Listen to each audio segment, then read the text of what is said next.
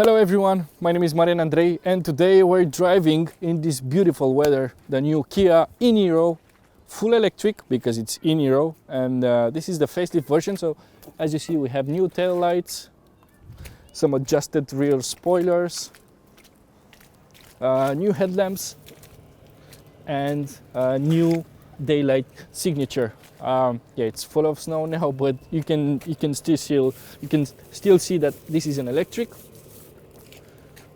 The front grille now, it's changed, different from a normal ENIRO is that it's fully covered. The air flows through here, and here we have a radar that needs to be cleaned, because otherwise the front collision warning system will not work. It's not as beautiful as the Kia e-Soul, the car that shares the same platform and the same battery, same electric motor. This one looks more conservative, I think this is the word, and it's quite blunt as a design. Let's move now towards the back seat so you can see how much space we have inside. I have 185 centimeters, and as you can see, I have plenty of knee room, plenty of headroom, and here we have also heated back seats, electric window, of course, some piano black plastic that will get dirty and nasty pretty soon, because this is gonna be a magnet for scratches, especially if you have your wedding ring. We have two vents here and an AC 220 that can power up to 200 watts. So no espresso machines in the back, but for charging your laptop, it's I guess quite okay. Here you can see I have a big child seat mounted here. There's still plenty of space even for a front passenger, so don't worry about that. Fits comfortable, easy to put it in, take it out with the ISOFIX that are very easy to reach. They are not behind any covers or whatsoever. They're just here. We have an armrest with two cup holders and plenty of boot space, but for that, let's go to the back.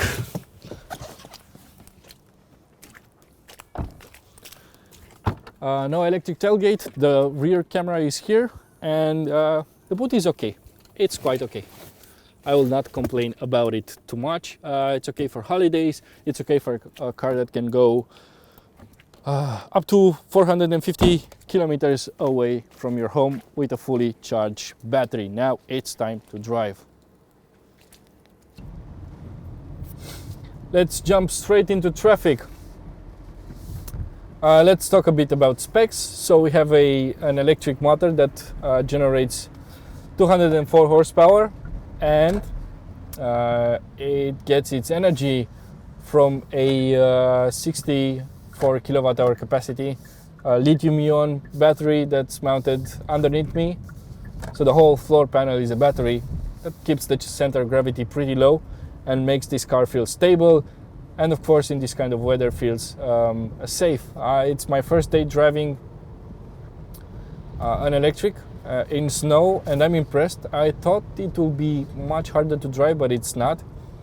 The traction control system works much better than in a normal car. So full gas, just a bit of traction control blinking, and then it accelerates smoothly even when you have snow on the road, or this looks like mud actually, but it's really stable. If you're in this kind of snow, like on the side, it will get out pretty easily, of course, if you have good tires. And yeah, it's a joy in the winter, because of course it can give you instant heat in the cabin. We also have heated seats and heating steering wheel, which is feels really lovely. And yeah, it's a really nice car to drive in the snow. Feel very safe. And of course, there's another ace up its sleeve, and actually it's available for any other electric cars, the regenerative braking. So the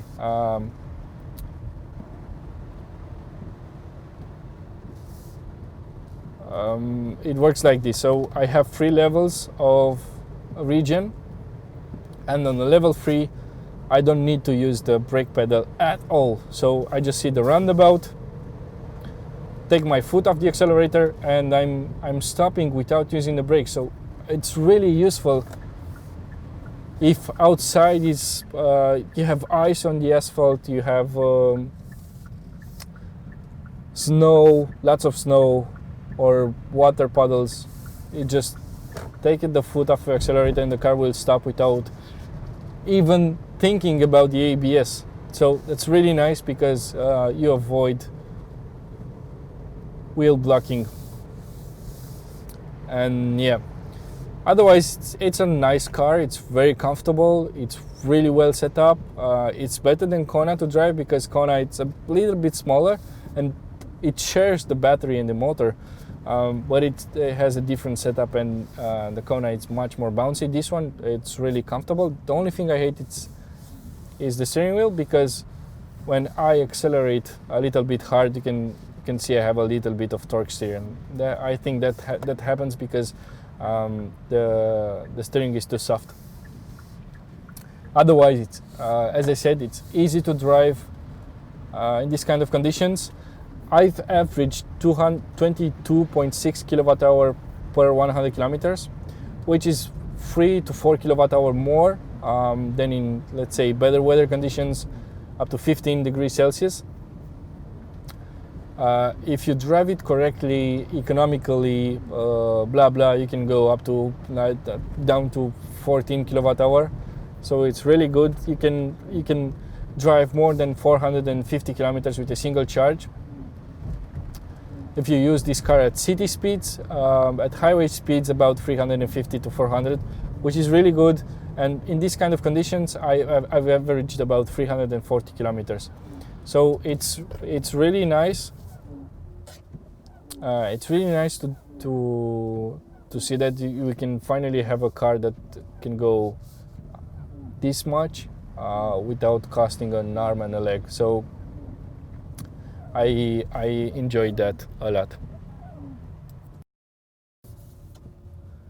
No engine sound, of course, or motor. How do you like it? There's just a bit of sound coming from the speakers and outside, just to warn the pedestrians that an electric car is coming. Other than that, it's really silent. The soundproofing is really good. Could have been done a little bit better, because you also have the premium cars that they just isolate you a little bit more efficient. There's some noise coming from the winter tires, of course, but they're meant to sound like that because they're just a little bit more noisier, because they offer a little bit better grip. They're harder tires, of course. They generate a little bit more sound, but yeah, I love how it accelerates. Really easy to get to 60 kilometers per hour, and then I think what is more spectacular than in other electric cars is that, man, it can pull. And I think it's faster. It feels faster when you accelerate at speeds than when you're standing still. So, for instance, here I'm driving at 70 kilometers per hour. I need to get to 90. It just goes. Love this sensation. So instant torque, instant power. This is something that normal cars cannot deliver. Yeah, these are my thoughts about the Kia ENIRO. I hope you like it, and subscribe to never forget or never miss another notification from our channel. And yeah, on this kind of weather, forward collision avoidance assistant, it's not working. This is not a problem with the Kia ENIRO. This is a problem with most of the cars that have collision warning. Yeah, that's it. See you.